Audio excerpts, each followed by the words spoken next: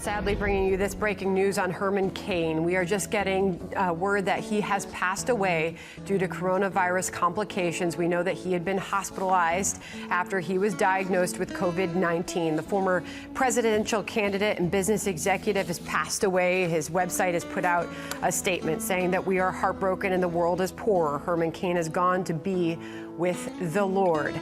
It begins, you're never ready for the kind of news that we're grappling with this morning, but we have no choice but to seek and find God's strength and comfort to deal with it. We know that he was hospitalized among one of the highest profile figures in the U.S. to have contracted the virus, and now he has passed away. A 74-year-old survivor of stage 4 colon cancer.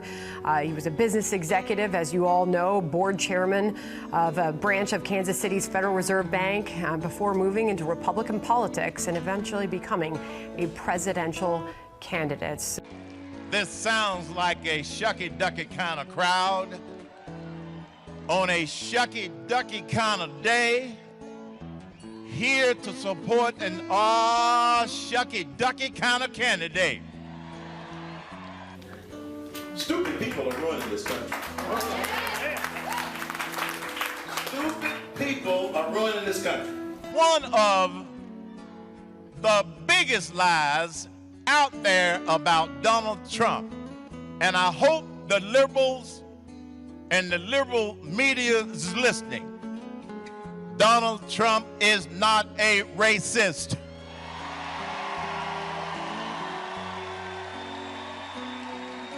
What I'm doing is to try and unbrainwash people by presenting solutions that'll allow everybody to try and achieve their dreams based upon their own individual effort in this nation. That's what this nation is supposed to be about. The passing of a wonderful man and a dear friend of mine, Herman Cain. He was a very special person. I got to know him very well. And unfortunately, he passed away from a thing called the China virus. And we send our prayers to Herman's great wife, Gloria, wonderful family. And I have to say, America grieves for all of the 150,000 Americans who had their lives taken by this horrible, invisible enemy. I grew up in Atlanta, Georgia. I know what a racist look like when I see one. And Donald Trump is not a racist.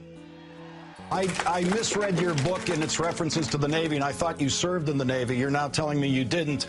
Can you explain how you avoided military service during the Vietnam War and during the draft, and why you should be commander-in-chief if you did successfully avoid military service during the war that came during what would have been your war years? How you, after avoiding the Vietnam War, why should you be commander-in-chief?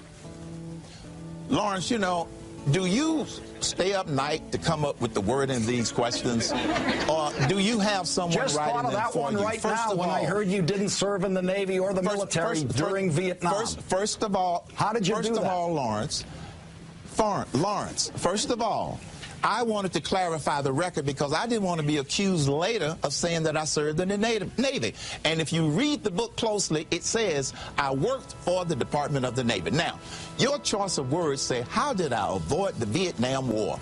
I wasn't trying to avoid the Vietnam War. Here's what happened, Lawrence. I was working in a critical area called exterior ballistics. I worked on something called the rocket-assisted projectile for the Department of the Navy. It was my local board in Atlanta, Georgia, that told me we would rather for you to continue to do that analytical work to help the Navy rather than us draft you. Secondly, when they had the lottery, I made myself available. The year that they had the lottery for the draft, they did not draft me because they didn't get to my number. So I think that's a poor choice of words on your part to say that I avoided the Vietnam War. I made myself available to my country, and they did not draft me. The rest of the time, I was serving my country in a critical role called exterior ballistic analysis. So I am offended with your choice of words in terms of what I was doing during the Vietnam War. I am offended on behalf of all the veterans of the Vietnam War who joined, Mr. Cain, the veterans who did not wait to be drafted like John Kerry, who joined. They didn't sit there and wait to find out what their draft board was going to do. They have the courage to join and to go and fight that war. What prevented you from joining, and what gives you the feeling that after having made that choice, you should be the commander-in-chief?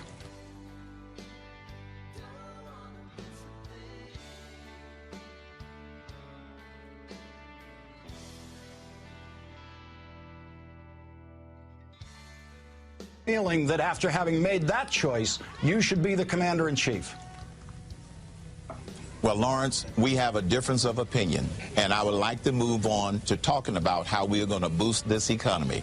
It's called my 999 plan before we run out of time. All I heard today on my radio show was the deplorables are going to fight back. Many of them are starting by calling the presidential comment line. Most people didn't even know they had one. It's 202-456-1111. Let the president and his administration know that the American people have his back. The liberal media doesn't have his back. We know that. The Democrats don't have his back. We know that. And even some Republicans, as you indicated, don't have his back. The American people has his back. So to the American people, you need to call 202-456-1111 and let the president know that we have his back. We are fighting back. The liberals and the Democrats are dependent upon the Jonathan Gruber theory. They are basing it upon the stupidity of the American people. And they do have a lot of people who are going to be gullible and going to follow that narrative. So that represents approximately 50% of the American people.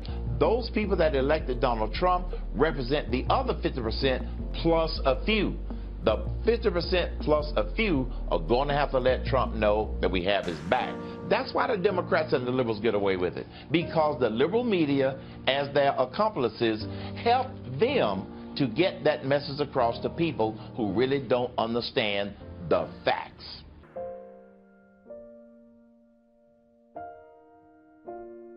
The country will mourn the loss of Herman Cain, just getting word that he has passed away. After a long battle, much of it on a ventilator with coronavirus, Herman Cain finally succumbed to the illness and has passed away this morning at the age of 74.